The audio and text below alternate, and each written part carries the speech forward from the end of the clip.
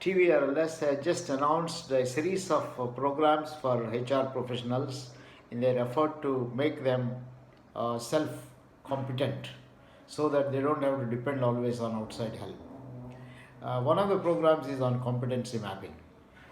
Competency mapping is just like mapping the qualities or mapping the attributes of a candle. I have put in front of me a candle.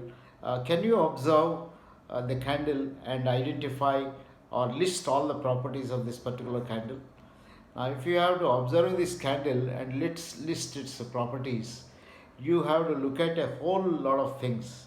You look at the wax part of it, the shape part of it, the wick part of it, the flame part of it, and again look at the vapor it generates, the light it generates, the heat it generates, and so many of those kind of things.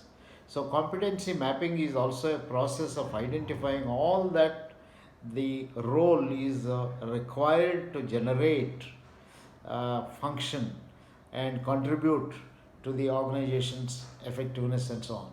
So the competency mapping process is very similar to identifying the qualities or properties of a candle.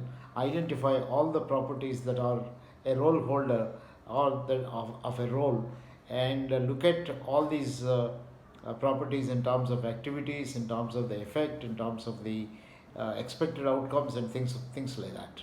So this is a process of identifying competencies required to perform a particular role effectively.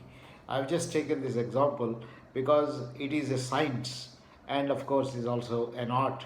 It requires creativity, it requires observation, and that is what we do in competency mapping.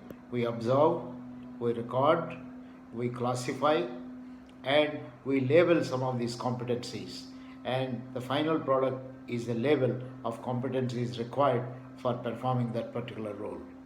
So I hope you will be able to make use of some of these programs offered by my team at Bangalore. All the best from TVRLS.